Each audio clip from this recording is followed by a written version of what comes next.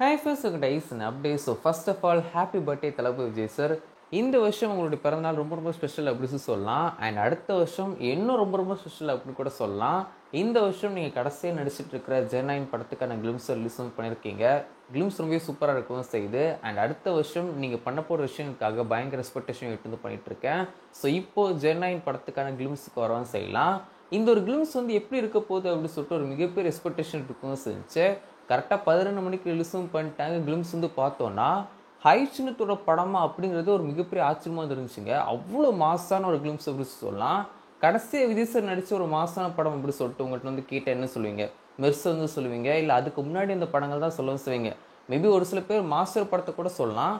But ஆனால் அது completely டிஃப்ரெண்ட்டாக இருக்குது அப்படின்னு சொல்லலாம். முக்கியமாக லுக்கில் ஆரம்பித்து ஒரு போஸ்டர் ரிலீஸும் பண்ணியிருப்பாங்க. அந்த தம்ப்நெயிலுக்கு ஒரு போஸ்டர் வந்து யூஸும் பண்ணியிருப்பாங்க. என்ன லுக்குங்க, லியோ தாஸையும் இப்போ இந்த ஜெர்னைன் படத்துக்கான லுக்கே வந்து சேர்த்து வச்சுமா ஒரு லுக்கு செம மாசாந்து இருக்கவும் செய்யுது. ஸோ ஜெர்னைன் படத்துக்கான ஹைப் வந்து இந்த கிளிம்ஸ்க்கு அப்புறம் இப்போ விஜய் சாரோட பர்த்டேக்கு ரிலீஸ் பண்ணியிருக்கிற இந்த ஒரு கிளிம்ஸ்க்கு அப்புறம் ஒரு மிகப்பெரிய அளவுக்கு பேருக்கு அப்படின்னு சொல்லலாம்.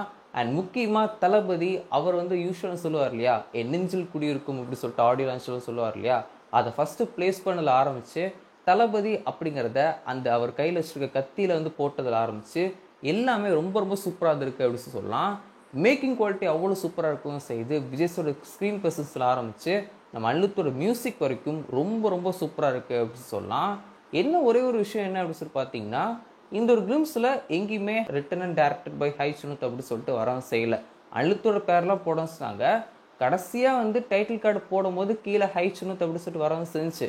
பட் ஆனால் அதுக்கு முன்னாடி அண்ட் ஹைச்சினத் ஃபிலிம் இல்லை ரிட்டன் அண்ட் டேரக்டர் பை ஹைச்சினத் அப்படி சொல்லிட்டு போடவும் செய்யலை. அது மட்டும்தான் என்னடா இது அப்படி சொல்லிட்டு தோணும் செஞ்சுச்சு. மற்றபடி எல்லாமே ஓகே அப்படின்னு சொல்லலாம். And once again happy birthday Vijay sir.